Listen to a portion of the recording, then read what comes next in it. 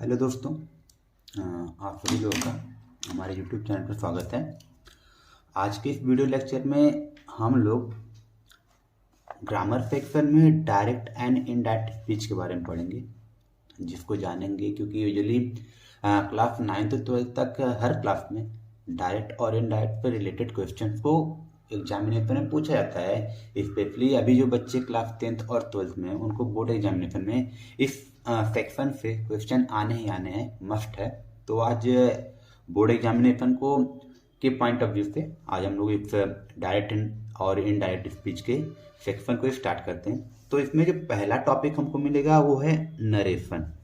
Narration है तो बात आती है नरेशन होता क्या है, नरेशन कहते किसे हैं। तो नरेशन का जो अर्थ होता है, नरेशन का अर्थ होता है, नरेशन का अर्थ कथन होता है। नरेशन का अर्थ क्या होता है? कथन होता है।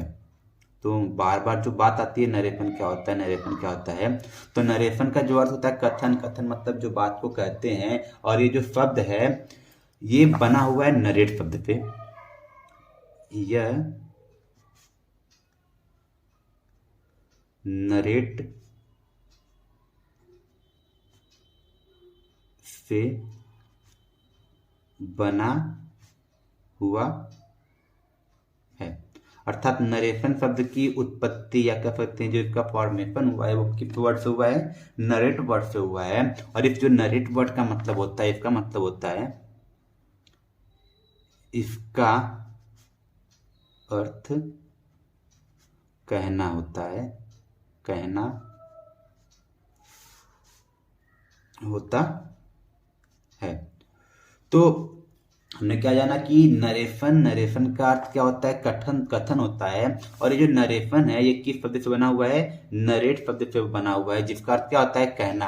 अर्थात हम लोग जो बात को कहते हैं वो जो बात होती है वही क्या कहलाती है?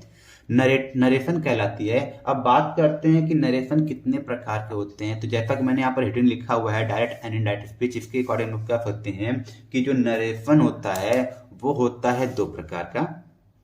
नरेशन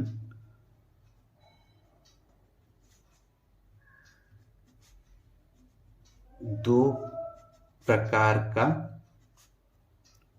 होता है। मैं आप लोगों से रिक्वेस्ट करूंगा कि जो भी कुछ मैं यहाँ बता रहा हूँ उसको आप लिखते चले जाइए अपनी कॉपी पर, सो दैट आपका एक नोट तैयार हो जाए जो आपके बोर्ड एग्जामिनेशन में अच्छे नंबर लाने में सहायता करे। तो बात कर लेते हैं, ये दो प्रकार के होते हैं नरेशन। नरेशन दो प्रकार के होते हैं। पहला क्या होता है जिसको कहते हैं डायरेक्ट स्पीच, इसको क्या बोलते हैं? Direct speech. और दूसरे क्या बोलते हैं? इनडायरेक्ट स्पीच, जिसको हम लोग कह सकते हैं प्रत्यक्ष वर्णन या प्रत्यक्ष कथन। और एक दूसरे क्या कह सकते हैं? अप्रत्यक्ष कथन। इसको क्या कह सकते हैं? प्रत्यक्ष कथन, या फिर इसको एक दूसरे शब्द में कहा जाता है वर्णन, मतलब वर्णन करना, बताना। और इसको क्या बोला जाता है? अप्रत्यक्ष कथन या वर्णन। तो ये नरेशन हमको मिल गए दो प्रकार के। अब बात आती है कि डायरेक्ट नरेशन क्या होता है और इनडायरेक्ट नरेशन क्या होता है, फिर डायरेक्ट स्पीच क्या होता है। तो उसकी तरफ चलते हैं, या फिर उसके पहले जो स्पीच शब्द आया हुआ है, जो हम लोग नरेशन तक पहुंच चुके हैं, ये स्पीच शब्द है। इस स्पीच शब्द का मतलब क्या होता है? स्पीच मतलब होता है whatever we speak, whatever we speak is called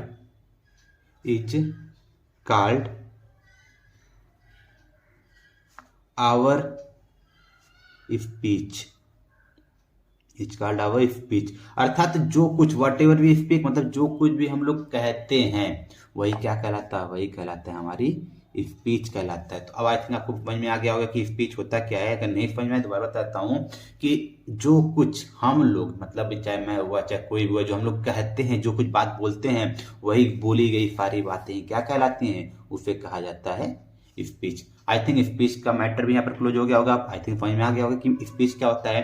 अब बढ़ते हैं हमारे पहले मेन टॉपिक की तरफ जिसको कहते हैं डायरेक्ट नरेशन। तो ये हमारा हो गया डायरेक्ट नरेशन या ये आई है नरेशन या और स्पीच, डायरेक्ट नरेशन और स्पीच।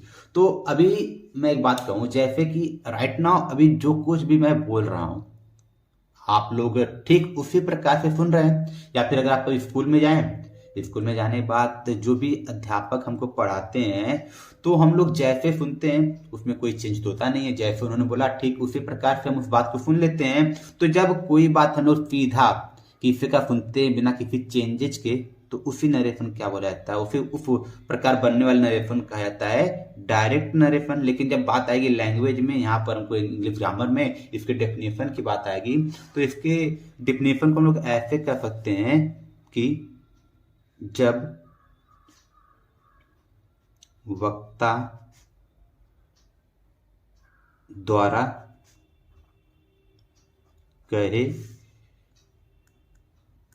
गए बात को, वक्ता द्वारा कहे गए बात को ज्यों का त्यों डबल इन्वर्टेड कॉमाज, जिसको डिनोट करते हैं ऐसे, के अंदर लिखा जाता है,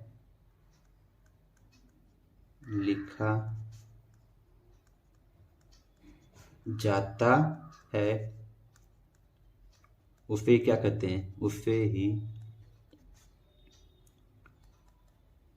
डायरेक्ट स्पीच कहते हैं। उसे क्या कहते हैं, डायरेक्ट स्पीच कहते हैं।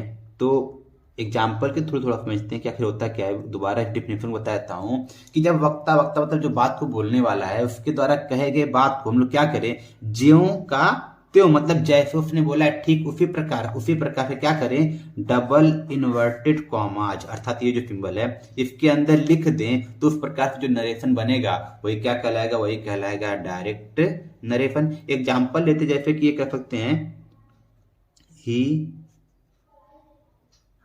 फेड टू मी, अर्थात उसने मुझसे कहा, क्या कहा, उसने मुझसे कहा I am going to Mumbai. उसने मुझसे कहा कि मैं मुंबई जा रहा हूं, मतलब उसने जैसे बात कहा है कि मैं मुंबई जा रहा हूं, उस बात को ठीक इसी प्रकार से जैसे उसने कहा ठीक उसी प्रकार हमने क्या किया, यहाँ पर डबल इन्वर्टेड कॉमा के अंदर लिख दिया है। तो ये कौन सा नरेशन बन गया, ये पूरा बन गया, ये पूरा क्या बन गया है, डायरेक्ट नरेशन या डायरेक्ट स्पीच बन गया है। तो इसमें कुछ टर्म्स होते हैं, कुछ पद होते हैं जिनको हमको जानना जरूरी होता है। तो जो बात को बोलता है डबल इन्वर्टेड कॉमा को बाहरी बात को बोलने वाला मौजूद होता है। तो ये जो बात को बोलता है, या फिर कह सकते हैं दूसरे शब्दों में जो सब्जेक्ट होता है बाहर का, डबल इन्वर्टेड कॉमा के बाहर का जो सब्जेक्ट होता है जो बात को बोलता है उसको बोला जाता है स्पीकर। उसको क्या बोलते हैं, स्पीकर। हिंदी में इसको कहते हैं वक्ता। इसको क्या हिंदी में वक्ता। यहाँ पर मैंने बोला भी है वक्ता द्वारा कहे गए बात को, तो वक्ता ही हो गया, यहाँ पर ही हो गया, बोलने काम कर रहा है, तो ये हमारा क्या हो गया, स्पीकर हो गया, वक्ता हो गया। अब इसका जो वर्ब होता है इसको बोला जाता है रिपोर्टिंग वर्ब। इसको क्या बोलते हैं, रिपोर्टिंग वर्ब बोलते हैं। और ये जो इसके वर्ब के बाद आने वाला जो शब्द होता है वो ऑब्जेक्ट होता है, और इसको बोला जाता है रिपोर्टिंग ऑब्जेक्ट। इसको क्या बोलते हैं, रिपोर्टिंग ऑब्जेक्ट बोलते हैं। तो दोबारा बोलता हूं, जो बात को बोलता है उसे क्या बोलते हैं, वक्ता बोलते हैं, स्पीकर बोलते हैं। और इसमें जो वर्ब आया होता है उसको बोला जाता है रिपोर्टिंग वर्ब। और इसका जो ऑब्जेक्ट होता है डबल इन्वर्टेड कॉमा के बाहर का, उसे क्या बोला जाता है, रिपोर्टिंग ऑब्जेक्ट कहा जाता है।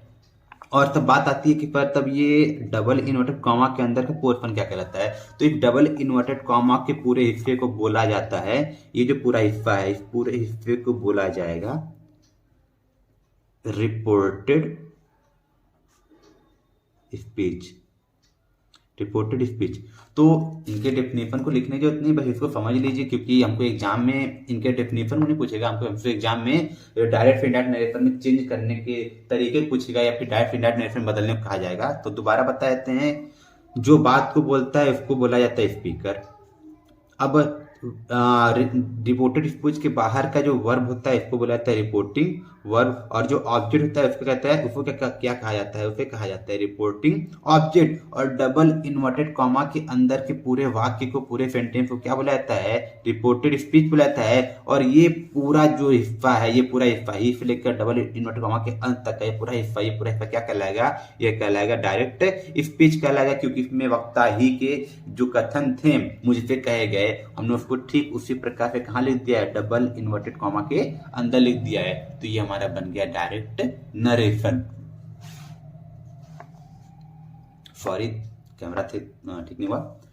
तो आगे बढ़ते हैं, दोबारा देख लीजिए क्या था कि जब हमने डायरेक्ट नरेशन की बात की जाए तो हमने क्या जाना कि जब वक्ता द्वारा कहे गए बात को ज्यों का त्यों डबल इन्वर्टेड कॉमास के अंदर लिख देते हैं, उसे क्या कहते हैं, डायरेक्ट स्पीच कहते हैं। तो ये एग्जाम्पल हमारे पास था। एग्जाम्पल हमने क्या जाना कि ही सेड टू मी, उसने मुझसे कहा I am going to Mumbai, मैं मुंबई जा रहा हूं। तो यहाँ पर वक्ता ही के द्वारा कहे गए शब्दों को हम ज्यों का त्यों कहाँ लिखा गया, डबल इन्वर्टेड कॉमा के अंदर लिखा गया। तो ये पूरा नरेशन क्या बन गया, ये पूरा नरेशन बन गया डायरेक्ट नरेशन। इसमें जिसने बात को बोला उसे क्या बोला गया, स्पीकर। जो वर्ब था उसे बोला गया रिपोर्टिंग वर्ब, और जो ऑब्जेक्ट था इसको क्या बोला गया, रिपोर्टिंग ऑब्जेक्ट। और इस पूरे डबल इन्वर्टेड कॉमा के पोर्शन को क्या बोला गया, रिपोर्टेड स्पीच बोला गया है। आई थिंक अब आपको ये बात क्लियर हो गया होगा। अब आगे बढ़ते हैं इनडायरेक्ट नरेशन की तरफ। इनडायरेक्ट स्पीच या इनडायरेक्ट नरेशन जिसको कहते हैं इनडायरेक्ट स्पीच, जिसको क्या कहते हैं, अप्रत्यक्ष कथन या फिर अप्रत्यक्ष वर्णन। तो बात आती है कि अब ये क्या है, ये किस बला का नाम है, तो इसको थोड़ा समझते हैं। जब चलिए ऐसा समझते हैं कि हम स्कूल गए, सपोज दैट मैं स्कूल गया, मेरा दोस्त आज स्कूल नहीं आया, और जो भी अध्यापक ने पढ़ाया अगले दिन अब मेरा दोस्त आता है, पूछता है कि कल सर क्या पढ़ाए थे। तो मैं उसको उन सभी चीजों को अपने शब्द में बताऊंगा कि हाँ सर ये पढ़ाए थे, वो पढ़ाए थे। मतलब मैं जैसे अध्यापक ने बताया था उस चीजों को वैसे तो बता नहीं सकता हूँ, मैं उनकी बातों को मॉडिफाई करके अपने शब्द में लिखूंगा।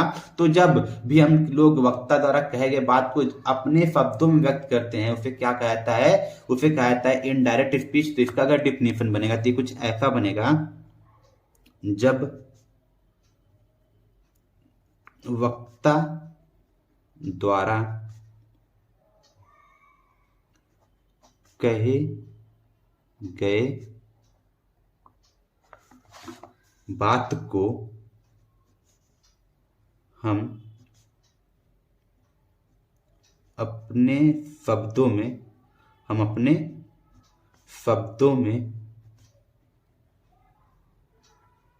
बिना डबल इन्वर्टेड कॉमा के लिखते हैं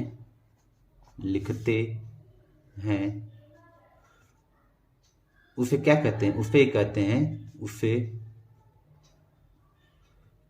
इनडायरेक्ट स्पीच कहते हैं, उसे इनडायरेक्ट स्पीच कहते हैं। तो अब इसको थोड़ा एग्जांपल समझ लेते हैं। मैंने क्या कहा कि जब वक्ता द्वारा कहे गए बात तो क्या करें हम अपने शब्दों में बिना डबल इन्वर्टेड कॉमा के लिखें तो उसे क्या कहा जाएगा, उसे कहा जाएगा इनडायरेक्ट स्पीच कहा जाएगा। एग्जांपल जैसे ऊपर का एग्जांपल था, I said to me I am going to Mumbai, यहाँ पर वक्ता द्वारा कहे गए बात को डबल इन्वर्टेड कॉमा के अंदर लिखा गया था, तो ये क्या था, ये था डायरेक्ट नरेशन। लेकिन अब बात करते हैं इनडायरेक्ट नरेशन को, तो मैं इस सेंटेंस को ऐसे लिख सकता हूं, ही टोल्ड मी दैट, क्या उसने मुझसे कहा, क्या उसने मुझसे बताया, क्या बताया, दैट। अब आई चेंज हो जाएगा, ही वाज